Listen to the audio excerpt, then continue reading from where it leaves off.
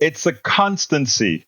Republicans constantly talk about pedophiles and Democrats are pedophiles. Of course, we know it has always been false. It has always been false. But they push that story, and many of their sycophants continue to believe it. But the reality is they do have a problem. After all, their past speaker, Dennis Hastert, was in jail for doing exactly that. What did Dennis Hastert do? The wrestling team, he had a lot of these kinds of relationships with whom again? With young kids. He was paying off one of them when he got caught. This is one of the Republicans' speakers of the House. You don't hear a lot about that when they're talking about pedophilia and all that kind of stuff. Now we have the two contenders, Jim Jordan, and we also have Steve Scalise. Steve Scalise has been known to be associating with folks with David Duke. In fact, he most notably said, "I am David Duke without the baggage." What does that mean again? What's David Duke's baggage again? And then you have Jordan, who turns his head the other way when others were complaining about his wrestling team, I think it was, that apparently they were messing with the kids. This is news, national news. Somehow, this kind of news would always affect Democrats. This kind of news, a Democrat can't get away with it. But somehow, Republicans have a tendency to not care. We have Donald Trump, who can hold a woman by her you-know-what and still stay out of jail. He can rape a woman and still stay out of jail and still have a large support base in this country that is willing to disregard that he is nothing more than an evil person, a sexual abuser, an abuser at large. Well, now we have the two leading contenders to be Speaker of the House on the Republican side. And these two, the two that put themselves up on the block, already have baggage. Check this out, then we'll take it on the other side. Inside the Capitol building, there are official portraits of all of the former speakers of the House. In recent years, that wall has grown to include the speakers of this century, Nancy Pelosi, John Boehner, and Paul Ryan. But there is one 21st century speaker who is absent from that wall, and for good reason. A warning, some of what you are about to hear in this segment involves references to sexual abuse. Federal prosecutors say Dennis Hastert was paying hush money to a man who was 14 years old when Hastert sexually abused him in a motel room decades ago. The government says Hastert abused two other high school wrestlers and the team manager while he was the coach. Former Republican Speaker of the House, Dennis Hastert, was essentially wiped from the history books after pleading guilty in a hush money case that revealed he had serially sexually abused teenagers as a high school wrestling coach.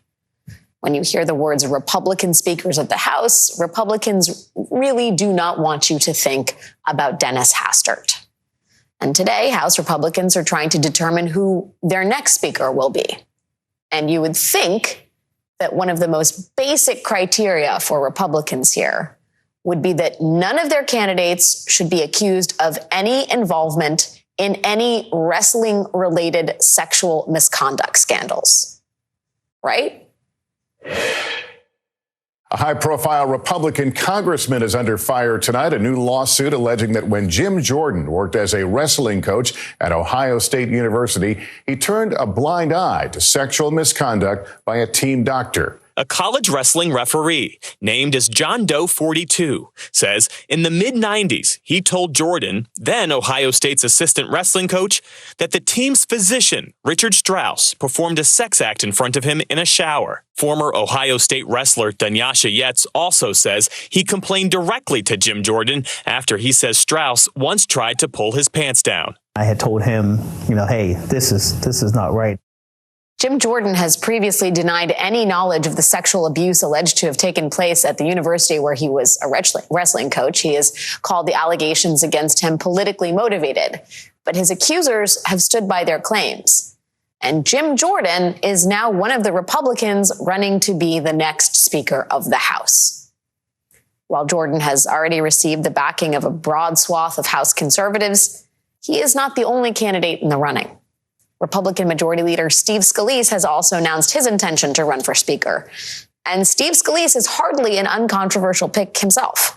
As a state representative in 2002, Steve Scalise gave a speech to a white nationalist organization founded by former Ku Klux Klan leader David Duke.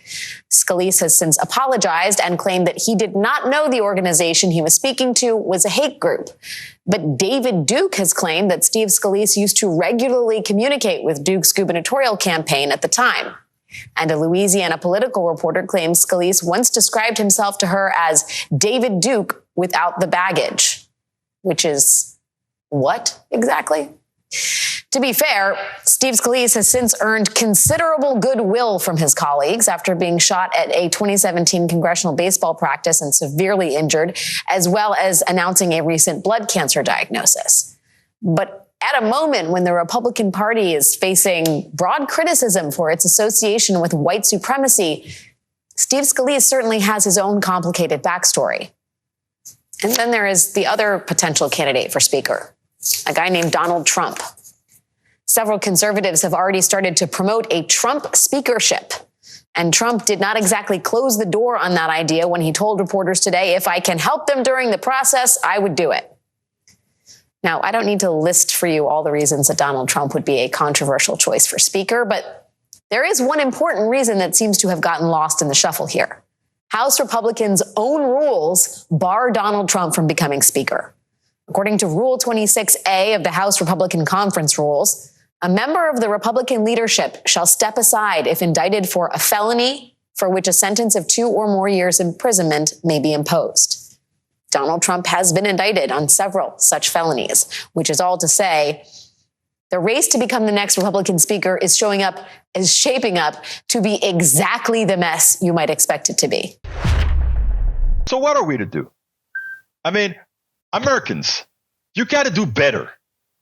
When you go to elect people, you got to do better. You know, I had a MAGA Republican call my show this morning, and he had a lot to say. But you know what? He said, Egberto, I agree with you on that topic. And because we created an environment of conversation. Well, he knows now that he can hug me for one particular issue.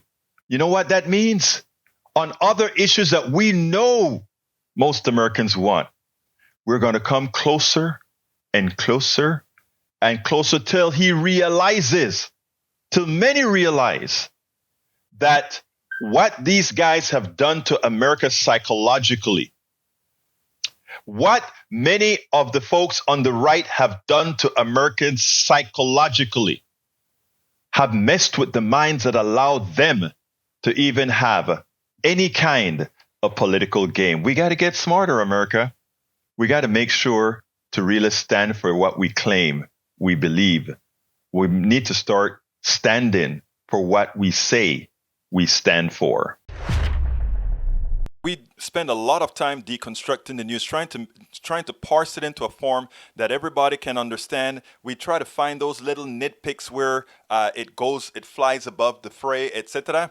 If you really like these videos that we do, I want to ask a big favor. Please go ahead. Number 1, subscribe to our channel. And number 2, please join if you can. Thank you so kindly for watching. Keep watching. Please remember to share. We must populate the entire internet with our progressive message, a message that we know is what most Americans say that they want. So help us, please join.